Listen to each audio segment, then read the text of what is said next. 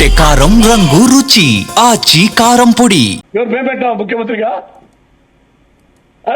కేసీఆర్ ఎన్నుకున్నట్టే ఆయన రేవంత్ రెడ్డి కూడా అక్కడ ప్రజలు ఎన్నుకున్నారు.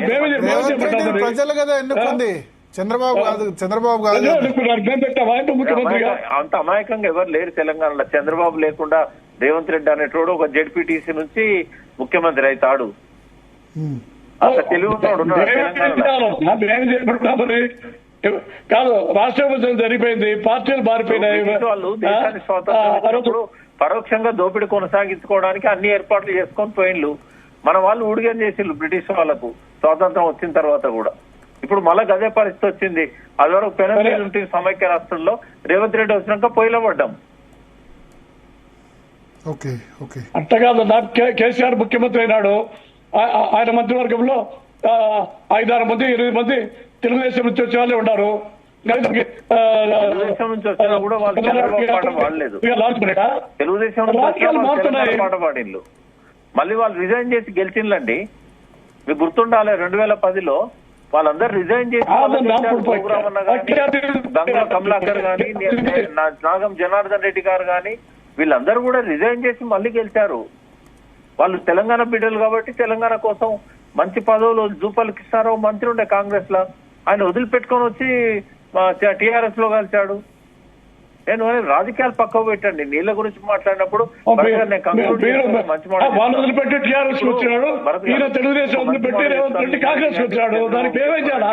మా మీద ఉన్న ఈ అభ్యంతరాలన్నీ తొలగించుకోమనండి, విత్డ్రా చేసుకోమనండి. ఆయన మోడీ దగ్గర పలుకుబడింది కాబట్టి మన పాలమూరు రంగారెడ్డికి ఆయన శిష్యుడే, అక్కడ ముఖ్యమంత్రి ఉన్నవాడే, అక్కడ పాలమూరు బిడ్డ కాబట్టి అక్కడ ఎన్విరాన్మెంట్ క్లియరెన్స్ ఇప్పించమనండి. మాకేం అక్కర్లేదు. మేము ఎన్ని నీళ్ళు వచ్చినా తీసుకపోండి, మాకేం అభ్యంతరం ఉంది. రేపు ఏదైతే బ్రజేష్ కుమార్ ట్రిబ్యునల్ తీర్పిస్తుందో ఆ తీర్పు ప్రకారం మేము కట్టుబడి ఉంటాము. ఆ తీర్పు వచ్చే లోపల కనీసం మాకు 45 టీఎంసీకి అభ్యంతరాలు కనుక విత్డ్రా 45 టీఎంసీ అంటేనే మరి గొడవ చేశారు కేసీఆర్. 45 కాదు 90 అని. అట్లా కాదు, అదేంటంటే 45 ఏమో చంద్రబాబు నాయుడు అభ్యంతరం పెట్టాడు, ఇంకొక 45 కూడా అభ్యంతరం పెట్టాడు.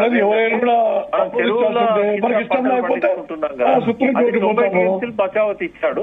90లో మనం 45 వాడుకుంటున్నాము, ఇంకా 45 మాకు దానిలో ఆదా చేసుకుంటామని చెప్పి మనం చెప్పుకున్నాం. అది ఇంటర్నల్ అరేంజ్మెంట్. అది తెలంగాణ రాష్ట్రానికి చెరువులకు ఇచ్చిన నీళ్ళని ఎక్కడ వాడుకోవాలనో రైట్ ఉంది. దాని మీద కూడా అభ్యంతరం పెట్టిండు భరత్ గారు. మీరు చెరువుల కింద ఎక్కువ పండించుకుంటున్నారు, మీరు 45 కాదు మీరు 90 కంటే ఎక్కువ పండించుకుంటున్నారు, 130 పండించుకుంటున్నారు. ఇప్పుడు ఆయన ఆయన 2 ద్వంద్వ వైఖరి ఉంటుందండి. తెలంగాణ దగ్గరకు వచ్చే వరకేమో అబద్ధాలు మాట్లాడతాడు, అభ్యంతరాలు చెప్తాడు. ఆంధ్రకు సంబంధించినప్పుడేమో వాస్తవాలను దాస్తాడు, అర్ధ సత్యాలు చెప్తాడు. అంటే ఈ నీళ్ళ దొంగతనం ఎంతకాలము? మేము అడిగేది ఏంటంటే నిజాయితీగా ఉండండి. ఒక్క పాలమూరు, నువ్వు దత్తత తీసుకున్న పాలమూరు 35 ఏళ్ల కింద నువ్వు దత్తత తీసుకున్నావు, నువ్వేం చేయలేకపోయినావు. కనీసం రేవంత్ రెడ్డి వచ్చినాక కూడా చేయనీయకుండా అడ్డుపడితే ఎట్లా? నీ శిష్యుడే కదా ఈ 3 ఏళ్లు పాలమూరు రంగారెడ్డి. మేము కూడా మా భవిష్యత్తు చూసుకోవాలి కదా, మా ప్రజలకు మేము సమాధానం చెప్పాలి కదా. మీ ప్రజలు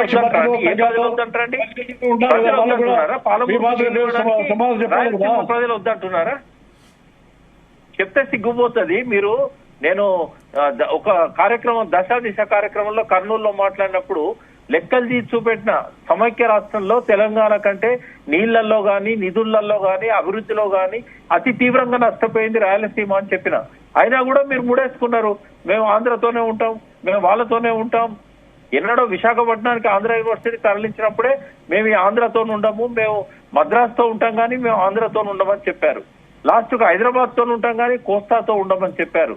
బట్ అయినా కూడా మీ నాయకులు అత్యంత ఎక్కువ కాలము ముఖ్యమంత్రులుగా ఉన్నది రాయలసీమ వాళ్ళే.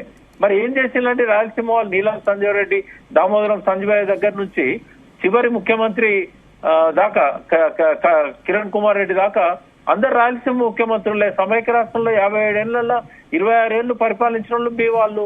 మీరేం చేశారు? మీ రాయలసీమకి ఏమైనా చేశారా? ఎన్టీ రామారావు కొంత చేశాడు, చంద్రబాబు నాయుడు కొంత చేశాడు, లాస్ట్ లో రాజశేఖర రెడ్డి కొంత చేశాడు. అంతకుముందున్న ముఖ్యమంత్రులు ఏం చేశారు మీ రాయలసీమకి?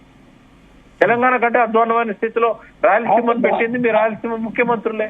ఇప్పుడే చెప్పినా నేను 2014-19లోనే ఒక 5 ఏళ్ల టర్మ్ లోనే 17,000 కోట్లు ఖర్చు పెట్టాము రాయలసీమ నీటి ప్రాజెక్టులకు. ఏదైనా కూడా మీకు ఇప్పుడు దాదాపు అప్పే లేదు 7,000 కదా, కోట్లు. పెన్నా నది కదా మీది, మీరు పెన్నా బేసిన్ వాళ్ళు కదా, ఆయన జగన్ కోట్లే. మీరు అందరి మేము చేయలేదు దగ్గర పెన్నా బేసిన్ వాళ్ళు.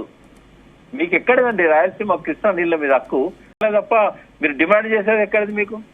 ఏ బేసిన్ లో ఆ బేసిన్ కు ముందు నీళ్లు ఇచ్చిన తర్వాత ఇతర బేసిన్లకు తరలించాలని అంతర్జాతీయ నియమాలు ఉన్నాయి. మీరు డిమాండ్ చేసే హక్కే లేదు రాయలసీమ. కోస్తాకు ఆల్రెడీ అవసరానికంటే ఎక్కువ ఇచ్చారు. బచావ్ ట్రిబ్యునల్ చేసిన అన్యాయం వల్ల ఇన్ని సమస్యలు వస్తున్నాయి. అక్కడ మాకు మాట్లాడే అవకాశం లేదు. రామచంద్రారెడ్డి అడ్వకేట్ జనరల్ రాయలసీమ కదా బచావ్ ట్రిబ్యునల్ చేసింది. దానికి తగినట్టే కదా మీకు 299 ఇచ్చింది. బ్రహ్మానంద రెడ్డి పీరియడ్ లో బచావ్ ట్రిబ్యునల్ మొదలైంది. అప్పుడు మాకు అన్యాయం జరిగింది. రామచంద్రారెడ్డి ఎన్ని కిలోమీటర్లు ఉంది, ఎంత మరి దాని క్యాచ్మెంట్ ఏరియా ఉంది, దాన్ని బట్టే కదా మీకు ఇచ్చింది. దేన్ని బట్టి ఇచ్చారండి? మా పరివాహక ప్రాంత నిష్పత్తి ప్రకారం ఇచ్చారా? మా బేసిన్ అవసరాలను బట్టి ఇచ్చారా? ఏంటంటే రైపేరియన్ రైట్స్ అని ఒక దరిద్రపు రూలు 60 ఏళ్ళు పంటలు పండిస్తున్నారు. మీకు 299 ఇచ్చినారు. పంపకాలు కదా, పంపకాలు ఎప్పుడు జరిగిపోయినా కదా. మాకు 68.5% పంపకాలు జరిగిపోయినాయి.